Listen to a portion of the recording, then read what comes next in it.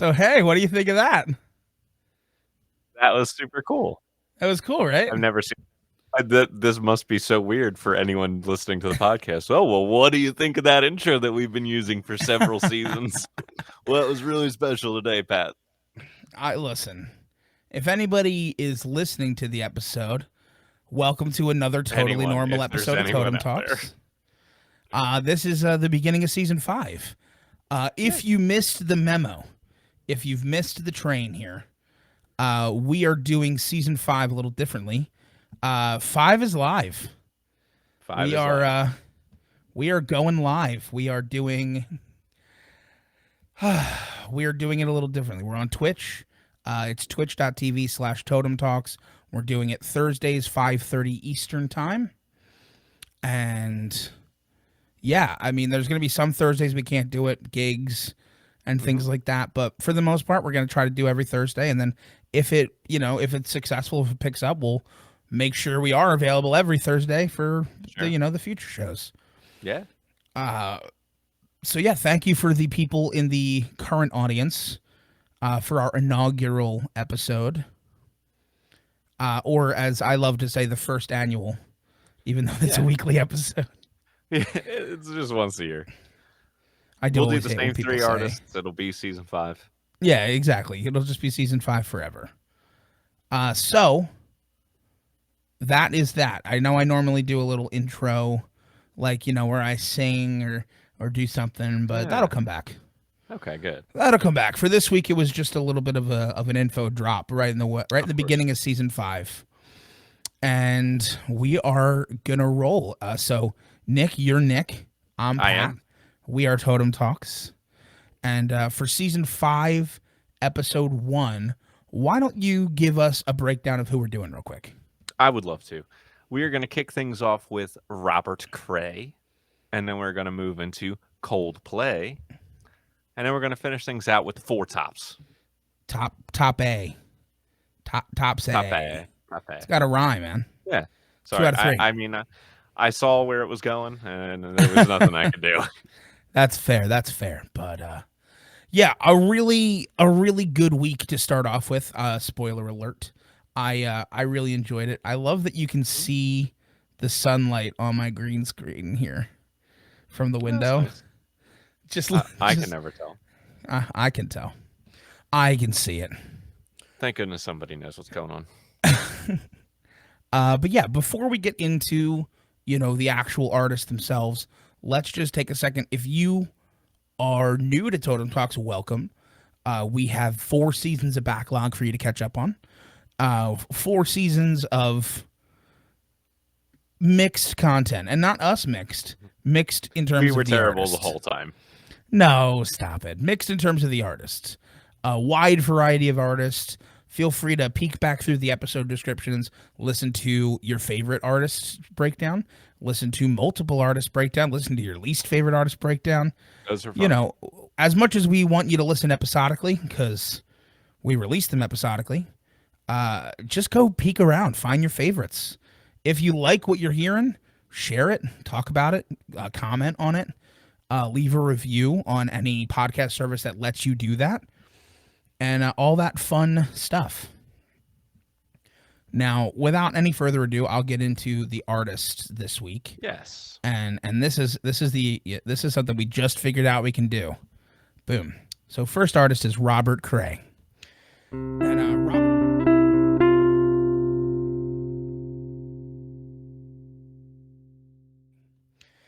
And Robert William Cray is an American blues guitarist and singer. And he led his own band and has won 5 Grammy Awards. And he's been active since 1974. Now, the albums that we did for Mr. Cray, we did Who's Been Talkin', which I definitely have the year it was released, because it was released in 1980. That is correct. Then we followed that up with Strong Persuader from 1986. 86. And then we followed that up with 2020's That's What I Heard. Very good. I did a lot of talking, Nick, so why don't you start with Who's Been Talking? I would love to. So, to be clear, I've never heard this record before this week, but I'm very, very familiar with the next record. So I had certain kind of expectations of sound, and I mean, know Robert Cray is very well known as a blues musician and guitarist, and that's what you get here. It is a blues record, um, but I think one thing that is clear right from the get go is that Cray is a guy, even when he's not writing a lot of the songs originally on his records, he's a guy who cares a lot about the craft of the song itself, and not just, like, as about it being, like, a super blues purist. So, the positive result you get from that is 10 tracks on a blues record, what is definitively, to the listener, a blues record, but it doesn't get monotonous like, "Okay, here's the same old, 8 or 12 bar progression that's happening over and over and over again, in different keys." Like, it definitely keeps itself varied and interesting enough throughout to not just, like, as you kind of often say, Pat, blues has a peak, and at some point, like, if you're gonna try to do the same thing that blues musicians were doing since the '20s, it's just not gonna hit. And Cray doesn't get stuck, in that space, I think.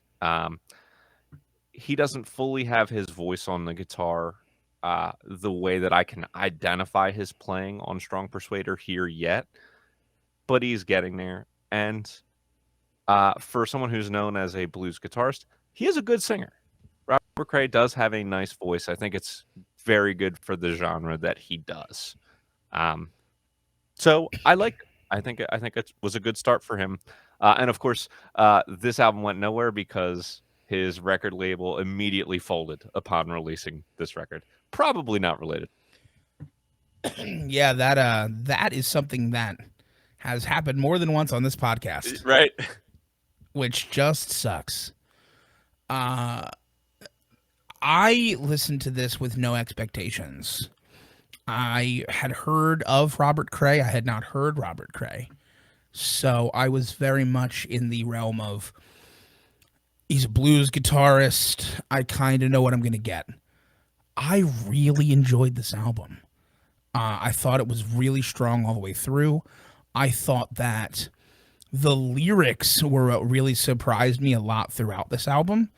As you just mentioned, and as I've said a billion times on the show, blues can definitely be where I just stop listening to lyrics because otherwise I'll just be a little bit disappointed. And I didn't get that at all here. I thought each song had meaning and each song had purpose and they all kind of complemented each other really well. I thought that maybe there was a couple times when the messages overlapped song to song, but at the end of the day, there's only so many things to sing about in a typical blues song, it seems. So if that's the only weakness, but the lyrics are still strong while the messages overlap, I've got no complaints. And I had no complaints. And I thought Robert Cray was better than a good singer. I thought he was very good. I thought he had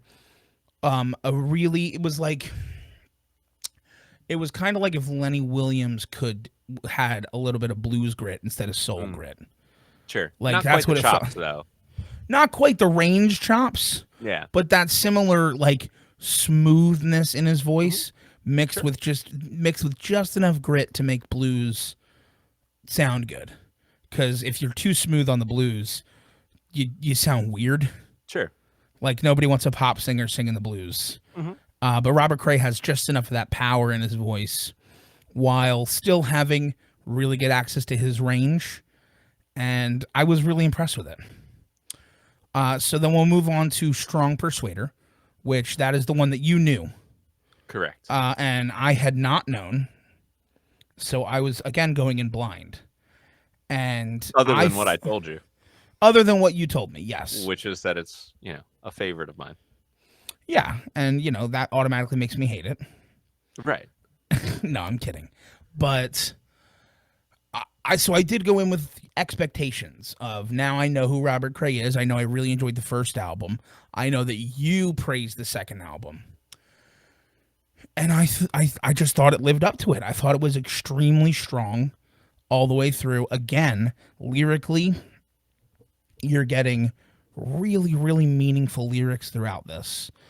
And I looked specifically, and the ones where he is credited as the first or second writer are the ones that I felt were the strongest. Mhm. And that is impressive to me. I thought that maybe there were times when, if I have to nitpick, there was a little bit of a formulaic approach where it was like, all right, verse, then there's like a kind of breakdown, then there's a verse, then there's the solo, which is a rather simple arranged solo. So it's just kind of Robert Cray kind of talking on the guitar, which is technically very, very good. And I'm not going to knock his guitar playing at all. But when you hit like 4 songs in a row where it's like boom, boom, like you're checking all the boxes, you start to be like, okay, well, maybe mix it up a little bit. But subject matter wise, especially for the blues, strong, well done. Vocals held up, really well done. And I have no official complaints about this album. Excellent. Nor do I, as I really enjoy this album as well. It actually did really well commercially for 86 in the blues. That's always good to hear. This went double platinum in the United States. It was ranked 42 on Rolling Stone's top 100 records of the 80s. So I think that's pretty cool. A lot to like here. All the things that I mentioned liking in the first record are just kind of intensified here. His voice is a lot clearer in his guitar playing. He has such a unique tone too for a blues guy because it's like paper thin. It's like Yes. very interesting. Like you don't necessarily hear guys going for a tone that thin, but it makes him very recognizable instantly. And it's very expressive too. It is, and he does not use much distortion really at all. So he does most of his soloing pretty clean and pretty thin. So you get an interesting voice, and there's not really any way to cover up what doesn't work when you're playing that way. Like you have to have it right. You have to play with the feel that you want to have, or you're gonna hear through that immediately. Sure.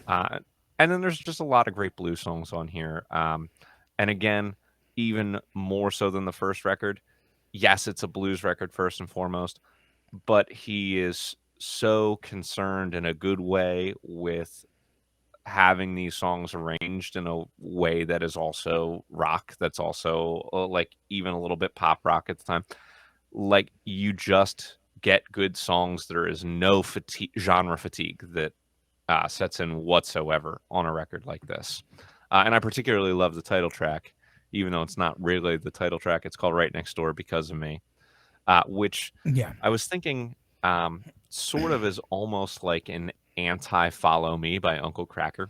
Yes. I know you talked like his one get it. like his biggest hit is all about trying to convince someone to cheat on their spouse, whereas this song is about the neighbor who did cheat with the spouse next door and is listening to their relationship and lives falling apart through the walls and is feeling immense regret about it and like doesn't know what to do. And so that was a better angle, I think, to take with that subject matter, more meaningful one. Yeah, remorsefulness is the proper emotion to feel there. Yeah, it definitely is. So I'm going to go ahead and move on to 2020's That's What I Heard. And the first thing that I heard when I heard this song was like, wow, he held up really well vocally. Like, he's not 100%. perfect, but he sounds pretty damn close to how he sounded in 1986. Let me tell you this, Nick. Which is great. Before we go any further on this, I listened to the first song and immediately went and checked the wiki. I normally listen first. And I was like, I have to know if like I saw 2020 on, my music listening platform that I listen to the albums on. And I went, that has to be a re-release. This has to be like a compilation or something. It sounded too good. Yeah. And then I was, after that first song, I noticed a little bit of like, okay, he definitely sounds like he's gotten a little older, but he sounded extremely similar. Yeah, it was really good to hear.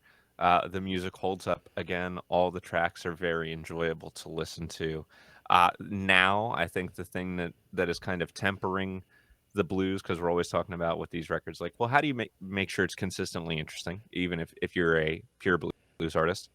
A lot of it is like old school R&B soul sounds that he is mixing and blending with his blues that gives these tracks a little bit of life. Really enjoyed that. And one person who I don't know if you noticed, who has been commenting extremely positively on all of Robert Cray's albums Is is Robert Robert Christgau. Christgau. Really loves Cray. He said at 66, one Mr. of the Costco sharpest himself. songwriters. Yeah, one of the sharpest songwriters ever to identify as a bluesman, which I think is kind of a cool thing for him to say, because it does in fact echo a lot of what I've been saying. He cares a lot about the individual songs to make sure that the full album experience is good in every way and not at all fatiguing on the listener. So another really strong album. I'm glad to see he's held up so well. I look forward to more. Yeah, and listen, I completely agree with what you're saying. I was extremely excited when I got to this album and started hearing how well he held up. Because if he held up that well in this album, I don't have to look for the decline, like where it happened. Yeah. Because typically when we hit artists and we get to their last album and it is like it's a big yikes. Where did it go wrong? Right. So then I get, then me as a fan after the episode has to go back and be like, all right, what can I listen to up to before I get sad? Like, like when do I get sad? And that never happens here because I'm not sad in the last album. Right. It's not even like, so there's artists that I love, like Elton John is a great example. Mm-hmm. I love Elton John. As we've talked about, we've discussed, I would be a fool to claim that he sounds the same now as he sounded in the 70s. Sure. His voice has changed. Mm-hmm. So I can still enjoy and really think that he's coming out with really top tier stuff, although his most recent two singles have been questionable. I will say that. Well, fair enough. But the album we listened to is very good.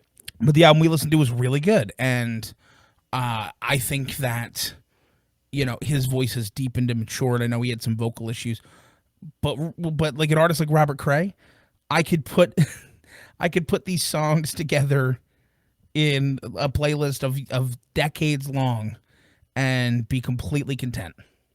Yeah. And I think that they all hold up extremely strongly.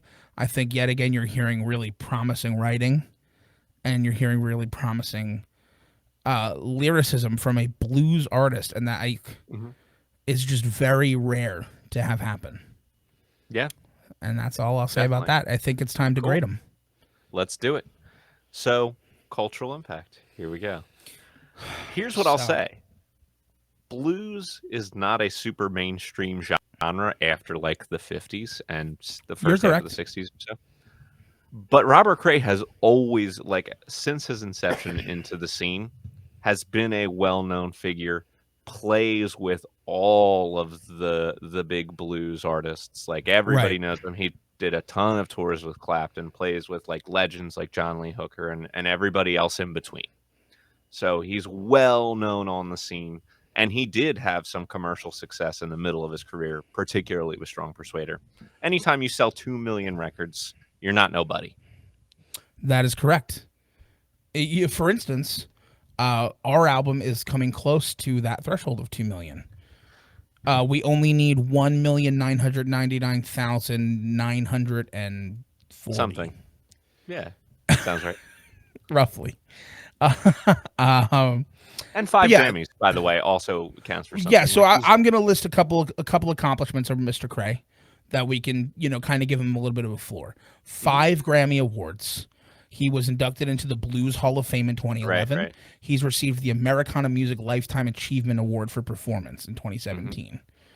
So those are called. He's also was inducted into the Hollywood's Rock Walk. Yep, which is an important thing in Hollywood for rock musicians. And musicians in general, obviously. Yeah. So he's been recognized. He's been well known, and I I feel like he's definitely above average. I mean, Really that's interesting.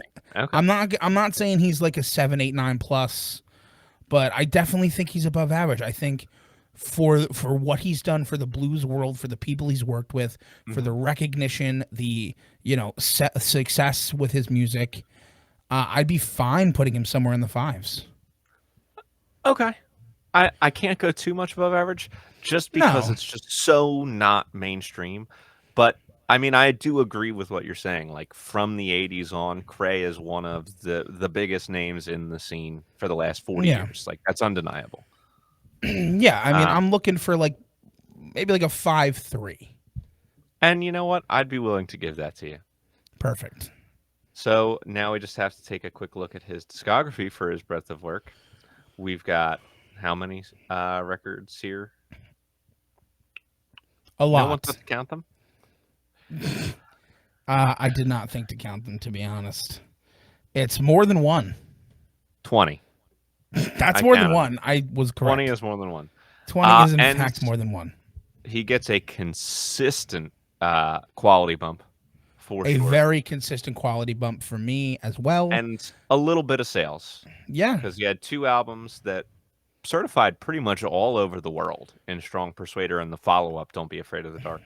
We're Yeah. going gold or silver or platinum, really all over. So that is all three pillars. Yeah. All three a little higher than average in the pillars. Hmm. Two of them are or pretty above average with the Yeah. pillars. Sure. And I would say that all things considered, I'd be fine putting him in like the mid sixes. Yeah, I agree. How about like a 6.4? I was gonna say a 6-6, so let's do a 6-5. You got it. Instrumental talent. Again, I think this bodes well for him. I think we're looking at another good score, Yeah. above average for sure. Um, his renown as a blues guitarist is definitely legitimate. And I also think he is a very good vocalist. Yes. I would probably be considering this to be about his best score of the day, although not like astronomically high. Well, here is where there's something that I think should give him a bump that we haven't yet talked about. Robert Cray was also very well known pretty much since his inception as a band leader from the guitar. Hmm. So he is, I mean, that is a talent to do. Like it's one thing to be really good at playing a guitar or really good at singing, but to be like the leader of a big band and a big blues band, like that does bump it a little bit. So I think instead of being like probably realistically we would be looking at like a 6-7 or a 6-8. I was thinking I would be fine with a number around 7. Yeah, so maybe let's give him like a 7-1, a little bit of a bump You for the got big it, dude. band aspect of it. Now, there are two sides of the coin for songwriting and poetic. One, I think we outlined that he does both of these things really well. Two, he does not write all of the songs on his records. That is correct. He's writing about half of them. A lot of his writing contributions come from like producers that he works with on these records. So it's not like he's just doing a bunch of covers, although there are some blues classics in there. There are some. Mixed into his discography. He just can't get credit for those here. No, and I think what this is going to boil down to is for a blues artist, this is still going to be an astronomically high score. Yeah. As what we've had in the past. It's going to be like in the 5s. It's going to be in the 5s. Yeah. Because, you're correct. We cannot give him credit for 20 full albums of original music because it's just unrealistic. But correct. The music that he is writing is strong, and that is good because it's not like he's living off of these covers. Right, for sure. We've had artists where their original music just doesn't hold a candle to the covers they've done. And I don't think that's the case here with Robert Cray. I would be totally fine putting him in for the songwriting category, like a 5-1 or 5-2, a little bit above average. Because at the end of the day, blues is blues, and it's 5-2. It's 5-2, and then probably closer like a 5-4 for the lyrics. You got it. I agree. I think there was some strong stuff in there. Yeah. Now, X Factor. Did you know? I mean, you mentioned a bunch of his accolades and whatnot. Robert Cray was one of the many blues musicians jamming on stage the night that Stevie got into I did know his that. crash. So Cray was a part of that big blues jam where when Yes. they all left that night and Stevie got in his helicopter, um, crashed Yes, and unfortunately. yeah. So I don't Uh, know if that's like a point one of X Factor or not. I just figured I'd throw it out there because that so was I think that combined with what I'm going to say is a point one of X Factor okay. because I just appreciated to hear this. Oh, I Um, know what it's gonna be. yeah, I know you know. So, "Stand and Deliver" by Van Morrison was a song that came out and caused a little bit of a controversy, and Eric Clapton was involved in said controversy. And because Eric Clapton kind of sided with Van the Man over the whole patriotism, like anti-mask kind of whole situation, Robert Cray was just like, okay, well, I'm not going to come on your tour then, Eric, Yeah. and canceled his participation in Clapton's 2022 European tour, Yes, he did. which is cool because that's like, Eric Clapton is somebody I guess people are still a little bit afraid to say no to Sure. because of his status. Even though I think we've thoroughly established on this show that personality wise, he's kind of a douche nozzle. Sure. So I just really Oh, cool. appreciated Robert Cray Of course. being like, yeah, you're a douche nozzle. Yeah. It makes me wonder though, how many more albums is Van Morrison going to write about how mad he is about COVID? He's already written like two albums that are like super long about it. I feel Well, like he's just going to keep going on this forever. Just look at the number of albums he's come out with. He writes at such a prolific rate that Sure. it has to be multiple albums have to be about the same thing. Yeah. You know what I mean? Like one wrong, like you know how Taylor Swift in her early career was like one breakup equaled one album. Sure. Like that, like for Van the Man, it's like one inconvenience equals 4 albums that all are just like the same 3 words in song form over and over again. And that's kind of what it What are boils you down gonna- to. All right. Well, I know what I'm going to do about it. We're going to talk about Coldplay.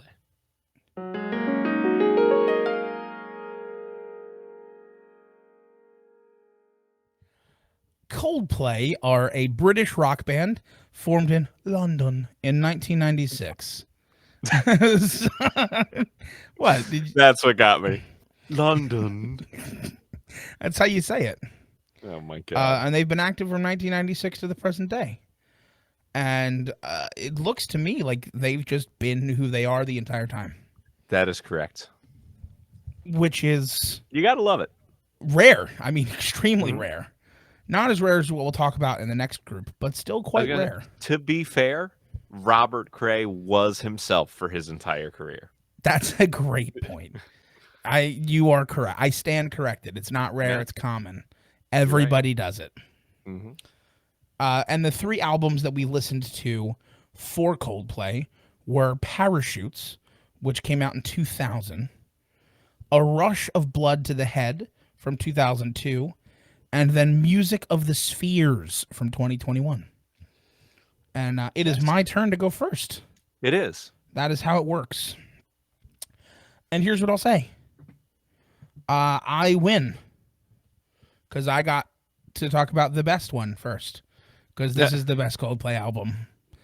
Consistently. It's the best one all the way through, I think.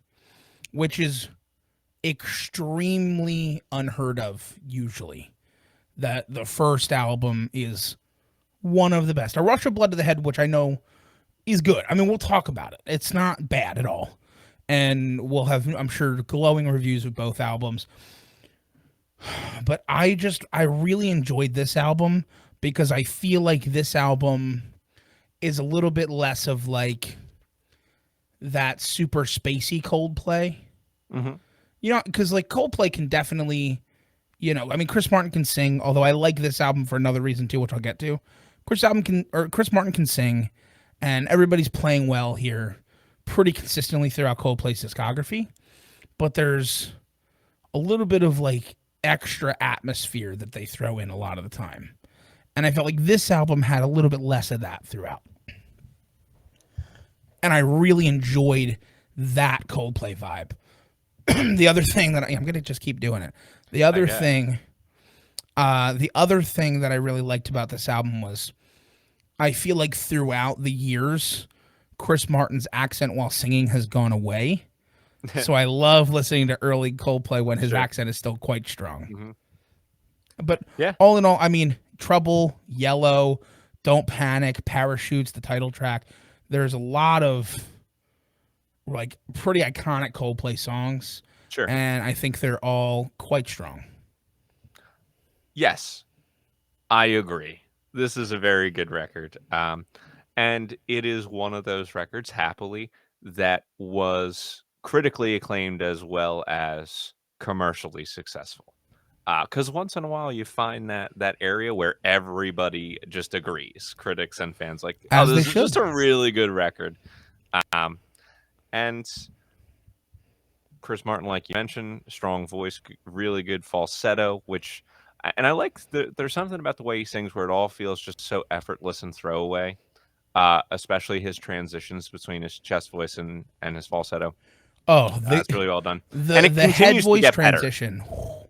Yeah, and he continues to get Unheard better of. at that throughout these records. Agreed.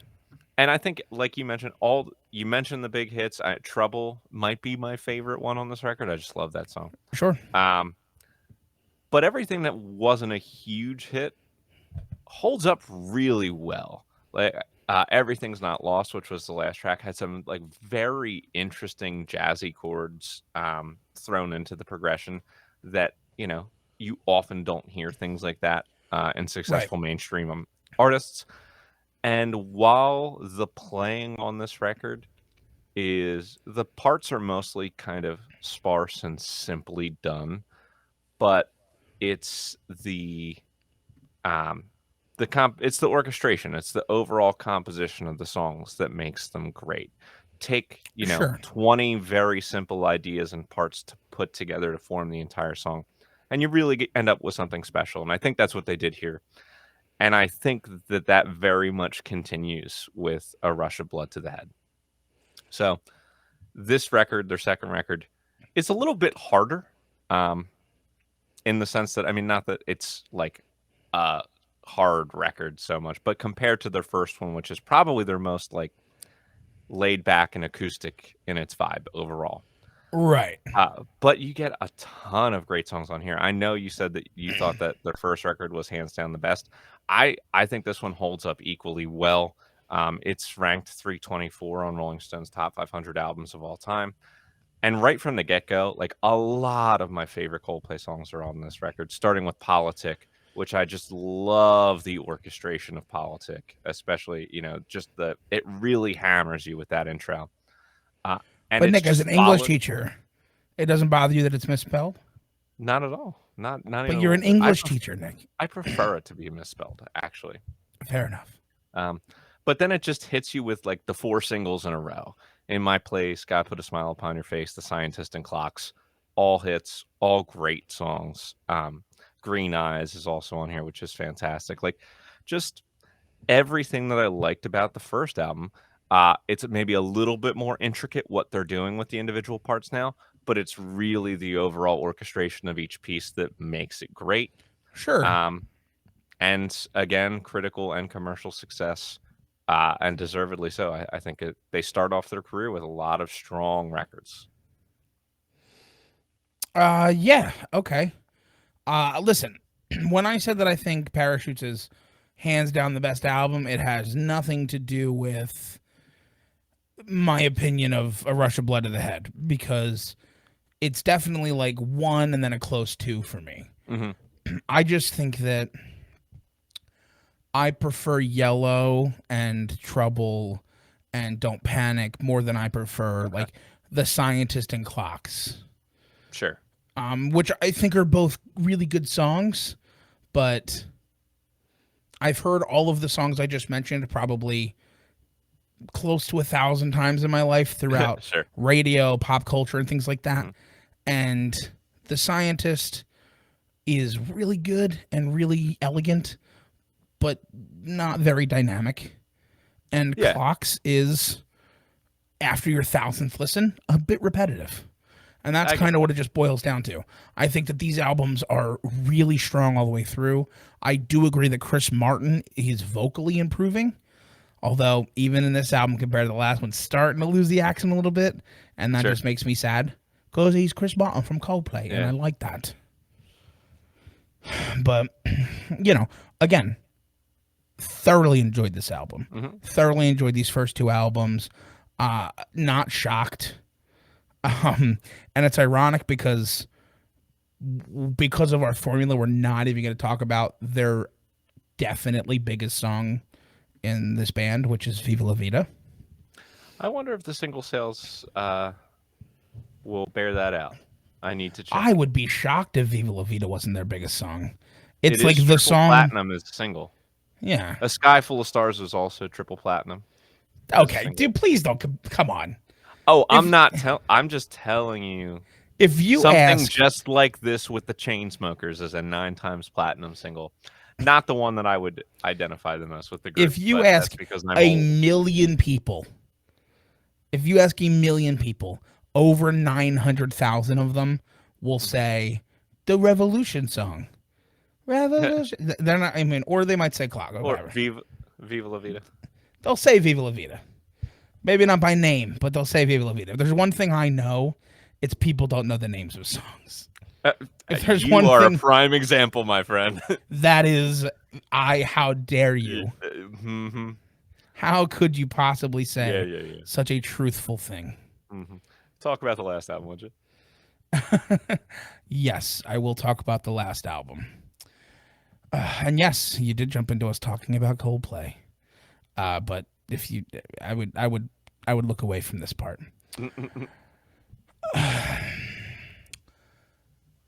Throughout history, Nick. Is that how all you're of- going to start this? Throughout all of recorded time, and especially as we have done this episode and done the entire podcast in general, there has been a trend of artists who we loved from the early 2000s to go pop. Yeah.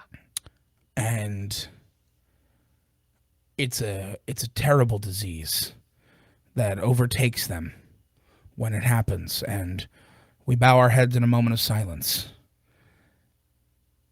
And unfortunately, Coldplay like half got it. Coldplay like half got the pop disease in this album. They're doing some stuff here.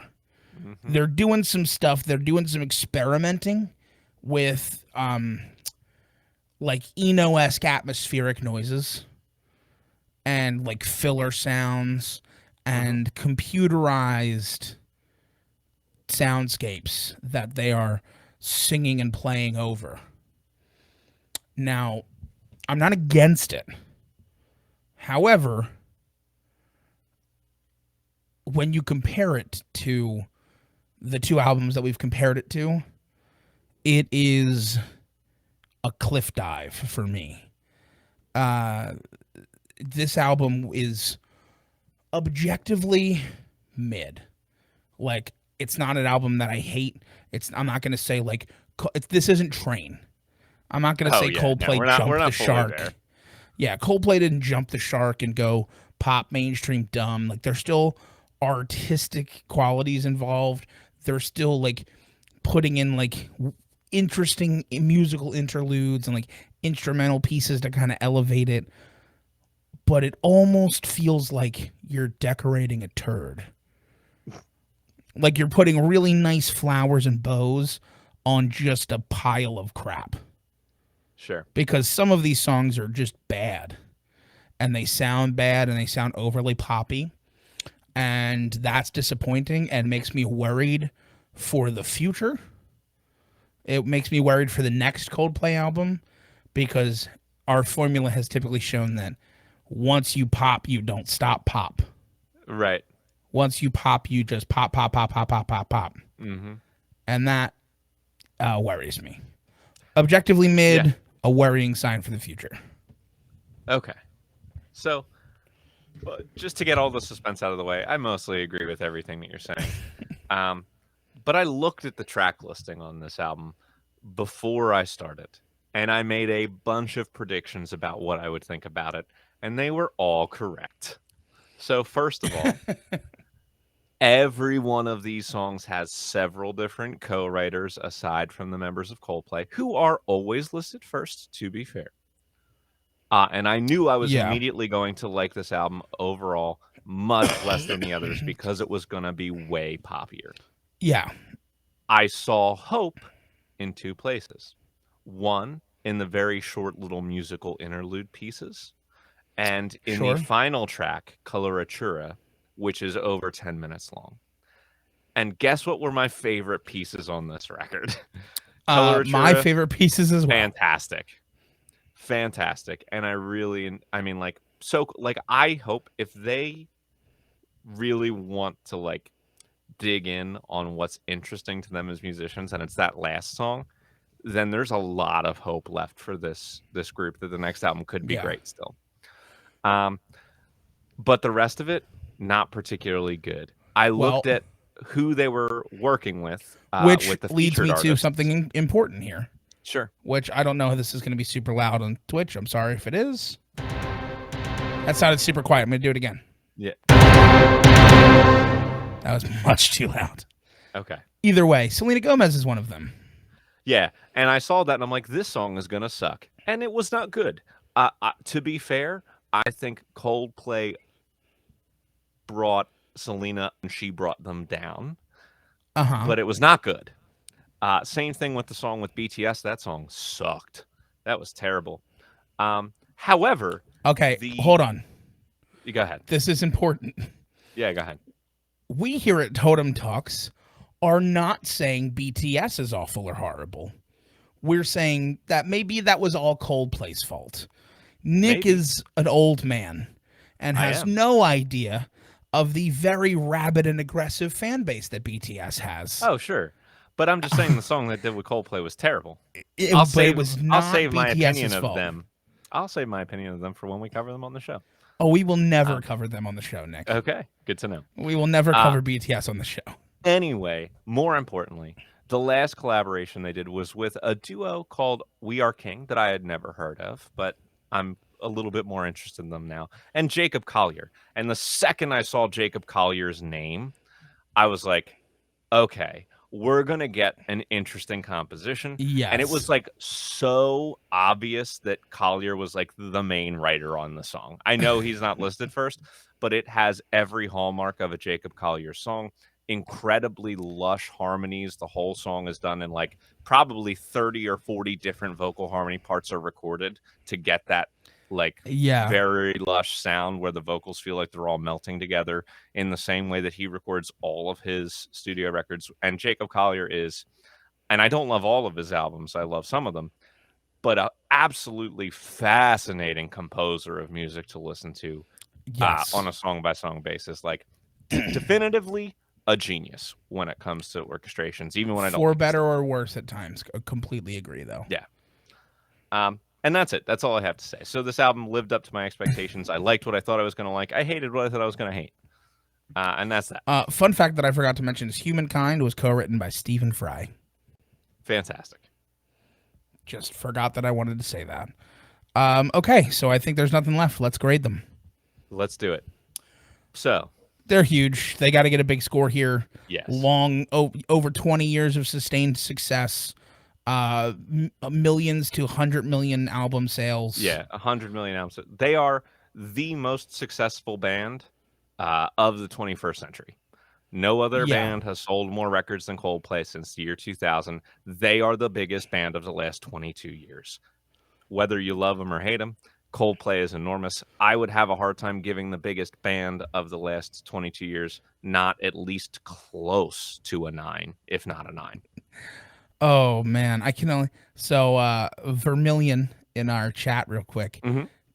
did mention that the BTS song was played at every Wawa for like months on end. I've never heard a BTS song except for the one they did with Coldplay, so I don't know. I'm sure somewhere in your life you heard Dynamite. Maybe by accident. You had to have. You work at a pub. You work at a school. That's correct. There's no way, like in the hallways. Maybe. Like I think they don't project BTS, a bunch of music into the halls that often. But when they do, it's BTS, man. When they do, yeah. They are ginormous. Yeah. Oh, I'm well aware of who they are. Which is how you should know how ginormous they are, that you know who they are. Yeah. Let's be clear. Okay.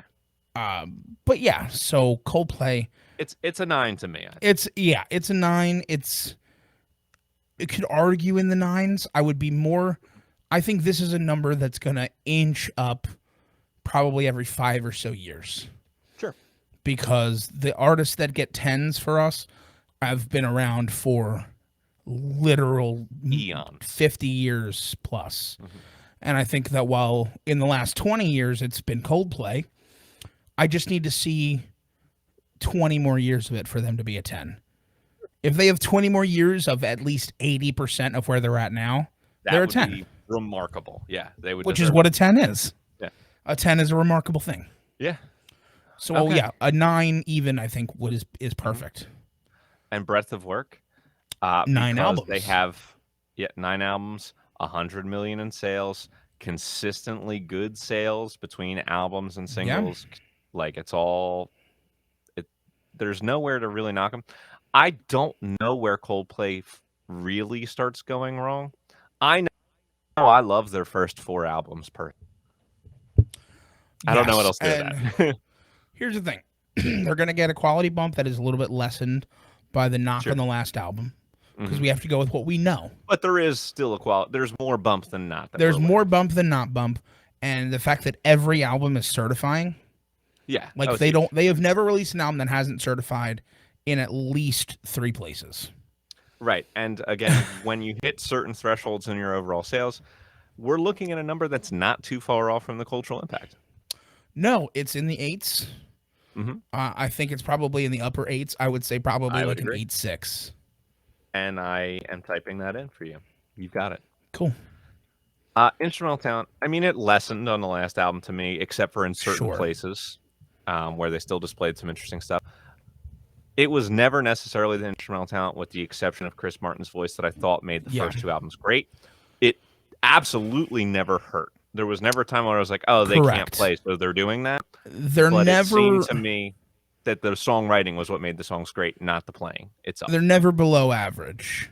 Yeah. But I think they hold themselves back from a truly good score. This is probably going to be arguably their worst score. I would put it in the lower half of the 5s for sure. And I would completely agree. I'd be like a 5.2-ish. And I'm fine with that. And that's, for me, honestly, it's Chris Martin bringing them up a little bit higher than that. And then the last album kind of boring pop nonsense bringing them down a little bit. Yep.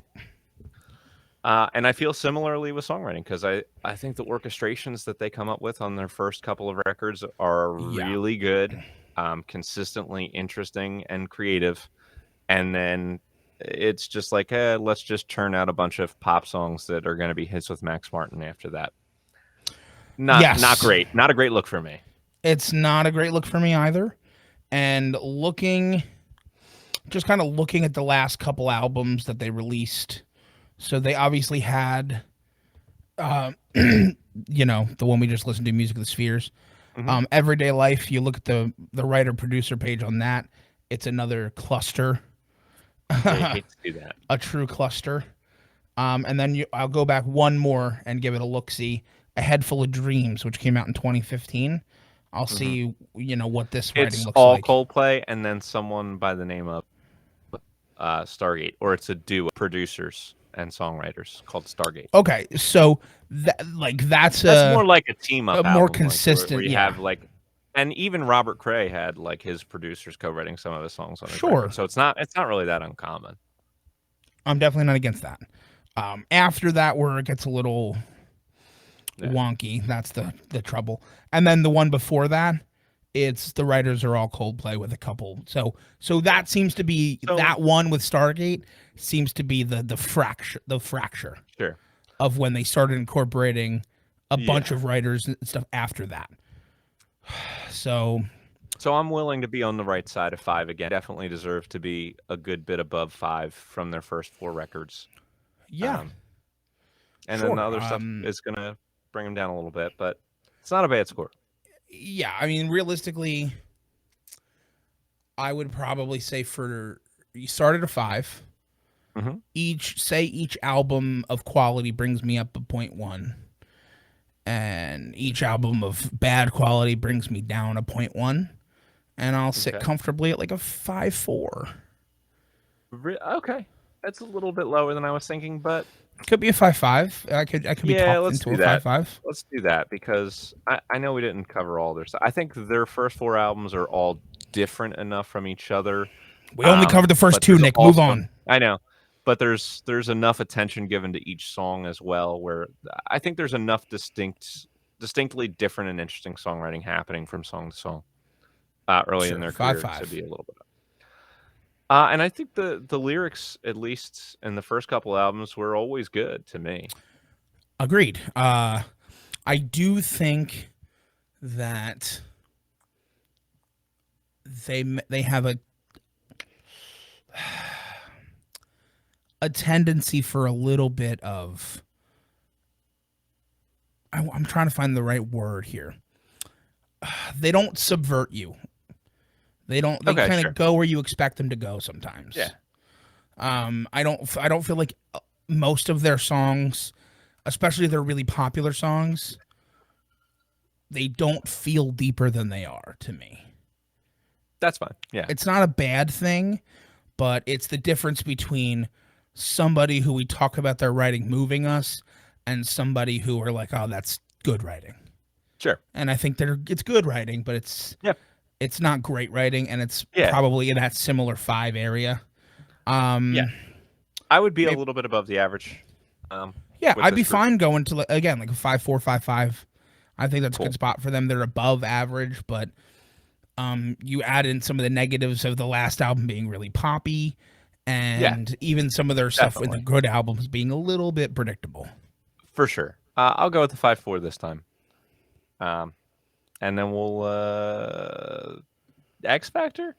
I mean, I think there's something to be said for the fact that they currently are the group in the century in which we are living who has sold the most records. They are definitively the most successful band of the century in which we currently live. Okay, I mean that's a good one, but that's not the reason Yeah. they're getting X Factor. Okay. Fair enough. I mean, Chris Martin is also super involved in a ton of different charity things. I'd have to Yeah, go I look. mean, I know that he's very active in that stuff. I don't. sure, and that's Oh, all great. Love that for he's him. also the second artist that we've had who has appeared on Curb Your Enthusiasm after Alanis Morissette. You're getting closer to why they're getting X Factor. You're getting Super Bowl closer. halftime show. No, Well, you again, did this. you're You told missing me all. before that if you've done the Super Bowl, it's worth something. Agreed. These are all great points. All right, And these just are tell all me be the damn factored thing. in. Nick, there was a little TV show that was on a few years ago Never that heard. Coldplay, specifically drummer Will Champion, had a cameo in. And he played a little song called The Rains of Castamere at the Red Really? Wedding. No way. Yes. Yes. Fascinating. It is 100% Huh. true. Yeah, so Coldplay was involved in the Red Wedding. Okay. I mean, So that that's a big coupled deal. with the very accurate things you said, Super Bowl, ton of charity work, ton of, Curb Your Yeah. Enthusiasm, I'd be fine giving them a full point of X Factor. And I shall put that in there, and then we shall move on to the 4 tops.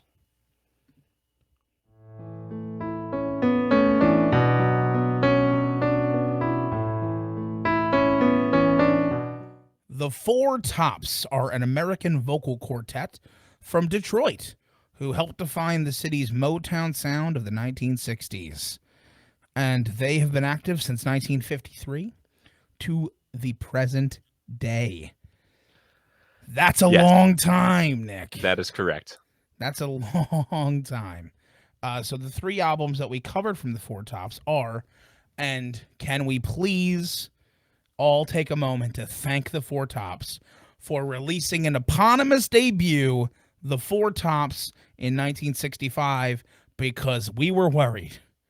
Yeah, that really helped. Yeah, we It started really did. season 1 off correct now with an eponymous debut. Yeah, the podcast just needs to be me discovering things. I'm down. I like to discover things. It's fun. So yeah, we did the Four Tops from 1965. We Right. followed it up with Reach Out from 1967. And then we wrapped things up with 1988's Indestructible. Indestructible. And Nick, Okay, go. It's your it's turn. my turn. So let's just get this out of the way because we're going to be saying it a lot. The Four Tops they just don't write their songs. There's Yeah, just not a for writing sure. thing. We're all just gonna have to deal with that when we get to it. They're on the Motown label. Obviously, they're one of the key groups from Motown. A lot of the songs on this are Holland Dozier Holland songs, which is usually a good thing, and it is a good thing here. I mean, it's a really good record. I enjoyed it. I could definitely tell that the label knew that this was probably one of the groups to put a lot of their oomph behind, like the Supremes, like the Temptations, like Smokey and the Miracles. Like they knew that they had something in the Four Tops, so they clearly invested a lot of effort into this record. You get tons of musicians appearing. You get some string stuff. You get some horn stuff as well as the regular band. Um, and I really enjoyed it. I thought that the lead singer Stubbs is strong. I think he's a little different because he's baritone, and most of Yeah, the time the lead singers in these groups are tenors or tenor twos, um, and that just made them more unique to me. And you can't go wrong here with this record. If you like Motown sound, the Four Tops debut is definitely a record you're going to enjoy from beginning to end. 100%. So I have a couple things about the Four Tops before we get into the Four Tops album that I just found really interesting. Of course. And we'll definitely talk about this as we'll talk about one of them as an X Factor, so I'm going to skip over it for now. But I do really, really love Stubbs singing. I know you mentioned it, Mhm. but it is what really separates them for me from groups like the Temptations and things like that, where it's like hearing that baritone vocal come in and carry the tune instead of just coming in for a song or two or coming in for a breakup or a bridge almost, or like Mhm. hearing that be the leading concise factor, but still knowing that the rest of the the rest of the group has those powerhouse vocals and harmonies and stuff. It creates a different dynamic.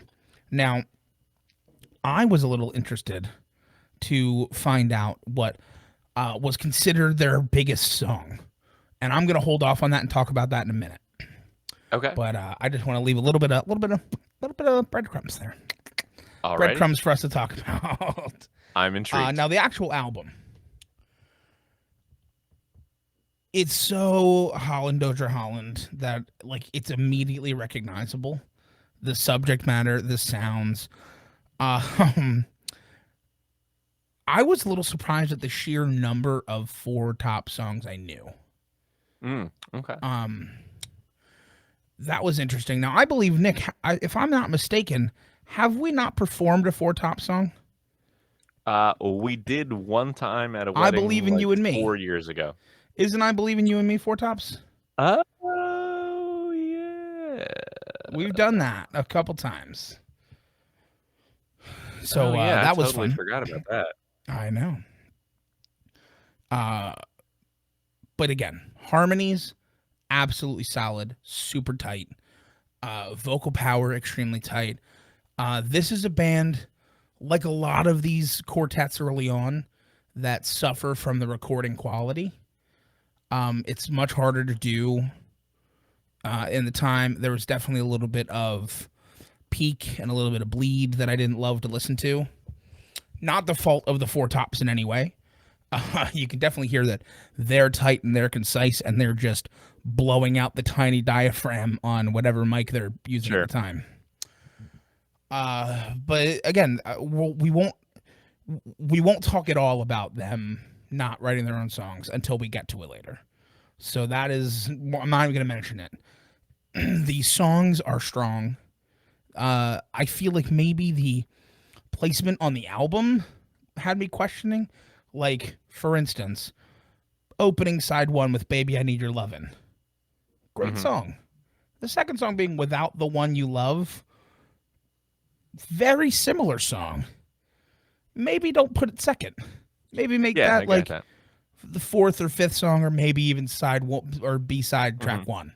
Like, just there was a couple moments in there that I was questioning that. Although overall, overwhelmingly loved and approved of this album. Now we get to Reach Out. And Reach Out has what people consider the Four Tops' biggest song to be, which is Reach Out, I'll Be There. Sure, yeah. Now, if you asked me, what's the Four Tops' biggest song? I would say Sugar Pie Honey Sugar Pie Bunch. Honey Bunch? I like immediately. And so I was a little confused. I was a little surprised. Oh, did you that not people know it thought- by the title? Oh, I did. I knew it by the title. Okay, I was gonna say, like, was it one of those things where you heard it and you're like, oh no, of course it's this one. No, I knew it by the title, but I was a little surprised to be like, it's definitely a huge song. It's Oh yeah. I thought that would be more of a debate. I would definitely think that'd be more of a, oh no, it's this or that. Like, it's in debate which one's the bigger song for them. But the fact that the consensus is that it's Reach Out, I'll Be There instead of Sugar Pie Honey Bunch, because I definitely hear Sugar Pie Honey Bunch more. I was just a little... Maybe, yeah. I don't know. I'm gonna stay agnostic on that one. Sure. Now, this is an album of covers and songs written for them. So that is an interesting thing. The songs that are for them, Reach Out, I'll Be There, Another Holland, Dozier Holland, at this point, they are giving them some of their stronger songs. Definitely. They're backing the Four Tops by saying, like, these are winners we think, sing them. And they are, and they're doing well. But then they're covering songs like Walk Away Renee. They're covering If I Were a Carpenter, a really good cover of Last Train to Clarksville. One of two Monkey songs they covered. So they did Last Train to Clarksville, and then they did I'm a Believer, which were both really interesting to listen to. They were. My favorite cover that they did on this album, because it's probably my favorite group that nobody ever talks about, was Cherish by The Association. Yeah. Because I freaking love The Association. And also I think that more than any of the other songs really gave the vocal harmonics of the Four Tops a chance to shine, because that's all The Association is about, is harmonies and layering and stuff. So got to really listen to a good version of that. But all in all, another really strong, really well-produced album. This album, even more than the first album, though, I heard a lot of peaking, a lot of like mic issues, which were a little upsetting to hear. Sure. So I mostly just agree with everything that you had to say there. It was another very enjoyable album to listen to from beginning to end. Reach Out, I'll Be There is a timeless classic. Absolutely love it. Yes. I was like, I definitely wrote the word interesting for the Monkees covers. I still haven't decided how I feel about them. I know that I don't enjoy them as much as the Monkees versions of Last Train to Clarksville and I'm a Believer. But they definitely took those songs in a different direction. They weren't just like parroting what was already the popular version of the tune. So I definitely respect that decision. Yeah. And I'd be remiss not to mention that this album is number 429 in the top 500 albums of all time on Rolling Stone's list. Yes, and I will tell you right now, to me, that's incredible. for Yeah, an album that's this heavily made up of covers to be on you're that right. list. That's such a like that when you think about it in that context, that's like extremely impressive to me. You're right. Okay, so we're moving on to Indestructible. It's a new Which decade. here's what I need to say Go ahead. before you get into anything. Of This course. album was released in the 80s. This Yes. album was released in the 1980s. 1988.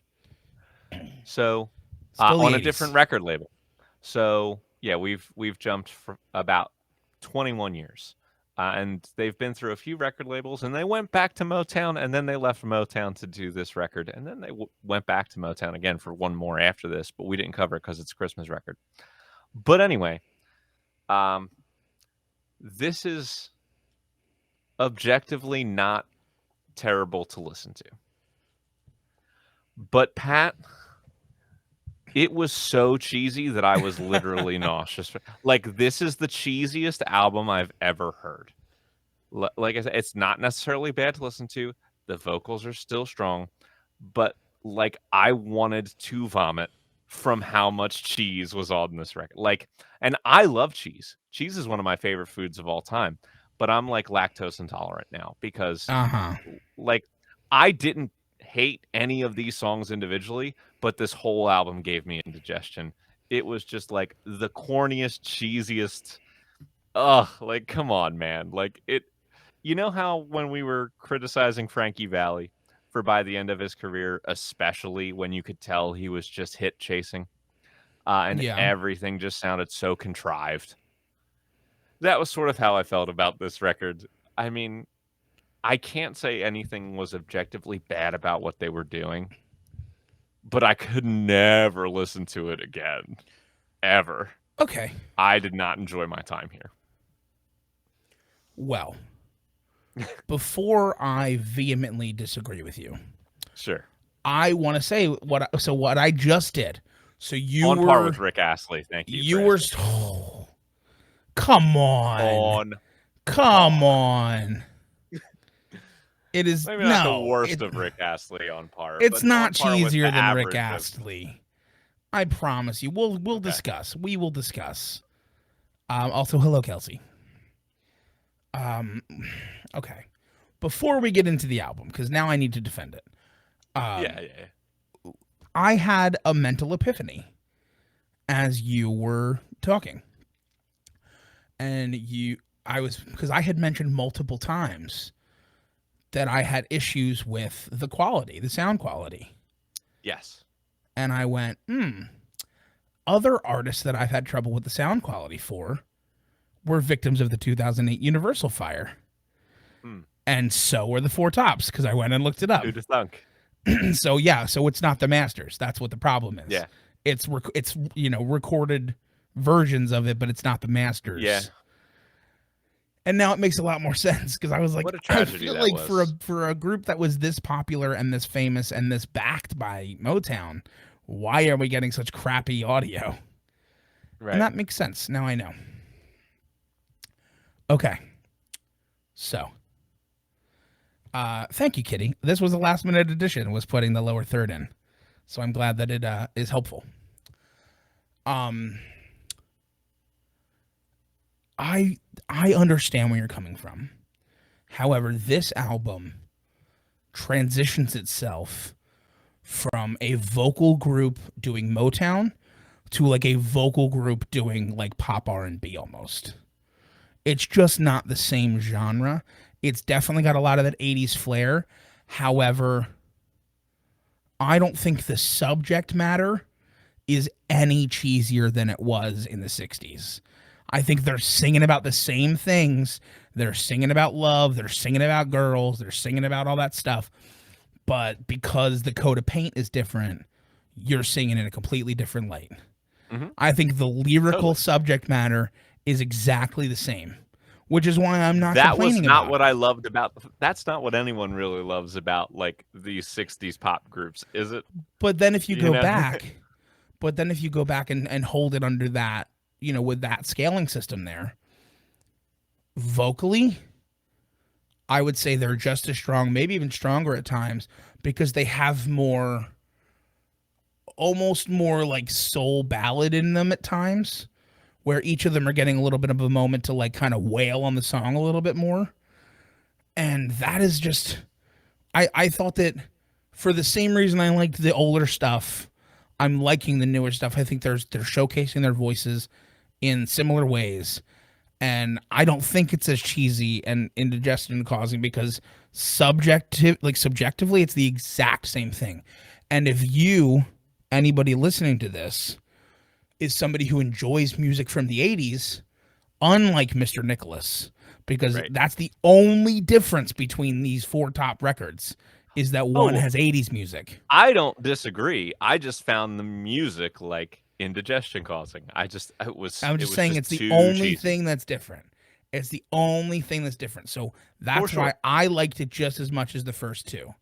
I thought that what it showed was a group not clinging to the past. And unlike Frankie Valli, I did not get a hit-chasing vibe off of them.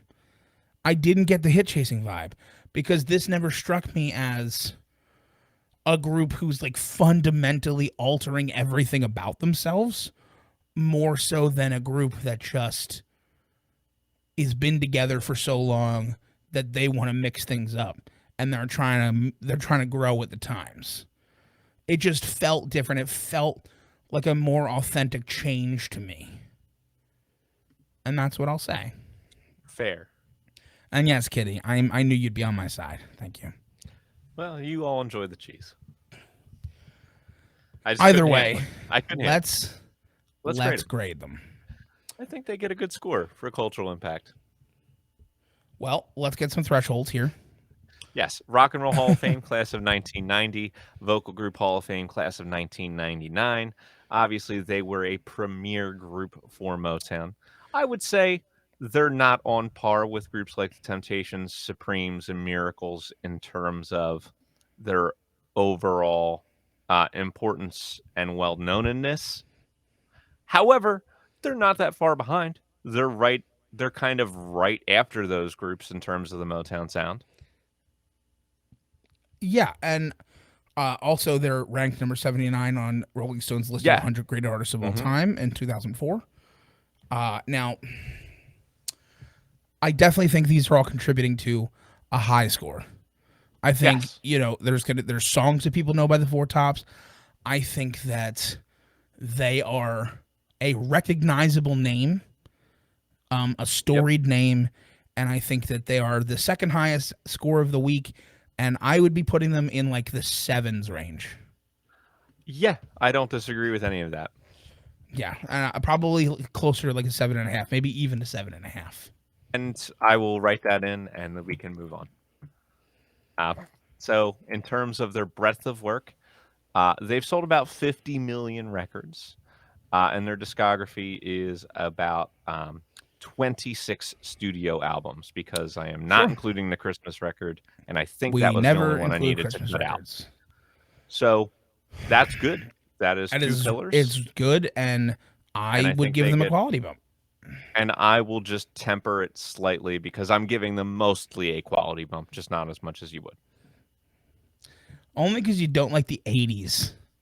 Look, if one of your albums makes me nauseous, it hurts a little. Just a little. It still evens out to be more of a bump than not. Whatever, man. You're just a hater of the 80s. You're right. You haties the 80s. 0. Any group that put out a single song in that decade is now just getting 0s across the board. Hold on. Oh? That changes a lot of things for you, my friend. Every score. That changes your list of favorite artists drastically. Yeah, I know. Also, don't you remember, I don't know, was it the beginning of this episode when I was talking to you about one of my favorite albums of that decade and how I loved Strong Persuader by Robert Cray long before we did this podcast? Which I don't get. It was written in 1986. Yeah, but that's just because there's no 80s in it. It's just blues. Okay. You just like things that are released in the 80s that don't sound like the 80s. Sure. Look. Who doesn't? You listen to enough music, you know there's a lot of music that's recognizable by decade. There just is. Oh yeah. You put on a Nirvana album, I know what decade that came out in. You put on Sublime, same thing. You put on like Village People, I know what decade it came out in. You know, Yeah. you put on like Kelly Clarkson and like that early, or Avril Lavigne, that early 2000s pop. I know what decade it came out in. Of course. It's just recognizable stuff. But, you know, you can't just Absolutely. hate it. You can't just hate it.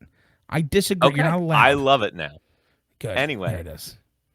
answering the question of breadth of work score, I think it's good. I think it's maybe in the high sixes, Yeah, I was thinking and like a that's where I'm at.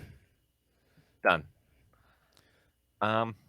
And then instrumental talent, I mean, again, we're talking about a vocal group, so we're weighing that a little bit more heavily than what's underneath them. What's underneath them is For pretty standard, standard backing tracks, but not bad. 4 strong vocalists who all Definitively. take time to shine. It doesn't feel like there's a weak link that they're covering for. I agree. I'm feeling really good about giving them a higher score for a vocal group here, like in the 6s. Sure. I have no issues with that whatsoever. So let's give them like a 6.3. Absolutely. And then I'm going to give them a 0.1 for 0.1 and a songwriting and 0.1? 0.1 for poetic. Yes. Now, X Factor. Yes. There's a couple things that I want to give, or at least want to talk about. They are one, still performing. So Duke Fakir is the only surviving member and is still performing with like members. Wild. At like 87 years old or 86. Incredible. He is, and I'm sorry, yeah, he's 86 and still going strong. He'll be 87 this year. Love it. But they were founded as the Four Aims. And the 4 members, Levi Stubbs, Duke Fakir, Obi Benson, and Lawrence Payton, remained together and toured from 1953 until 1997. When Peyton passed away. Correct. Now, we have done multiple vocal groups from this time period. We've done multiple groups from this time period. That is literally unheard of. It's pretty incredible. A lot of these vocal groups of the time were revolving doors.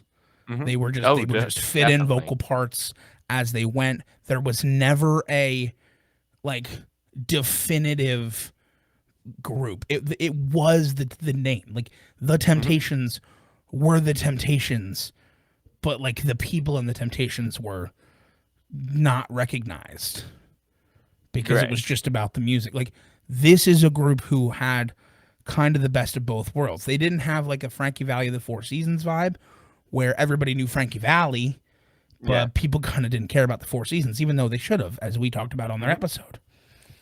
This is a group of like 4 people who all got famous together making music, stayed together making music until one of them passed away. And then they started kind of replacing as they died until there's just one left. Right. Just an incredible story. Yeah, no, I mean, deserving of an X Factor for me, I think. Like, that's such a rare feat in music. What would you like? At least half a point. Fascinating. I'll give you 0.4. Because it's unheard of. We've never had another group do that another vocal group do that. Isley Brothers do that? Not that the Isley Brothers are exclusively a vocal group either. But there were other people. They're also literally related brothers. Sure. Much harder to break up when you're brothers. Yeah. And also they weren't together for quite as long because they died earlier. Right. And that's their fault. That is their fault. I'm very upset with them. Go on, half a point. Do it. All right, fine. You can have half a point. Take your stinking half a point, and I'm going to give you scores for the day, buddy. Do it. And God, I hate to do this. Yeah. But in third place this week. I'm sad about it. You loser. It's the Four Tops. When you don't write any of your own songs, you don't win. So a 21.4 for them. Great score for not writing your own stuff. Absolutely. And then winning this week's episode. Winner, winner, chicken dinner. Is Coldplay, to the surprise of, I think, no one, with a 34.7. Yeah, that makes sense. That makes sense. But a good opening episode, I think. I really enjoyed listening to all of the different musics. And I think that I've now been spoiled for the rest of the season. Absolutely. And if we ever get a bad artist this season, I will revolt. Next week.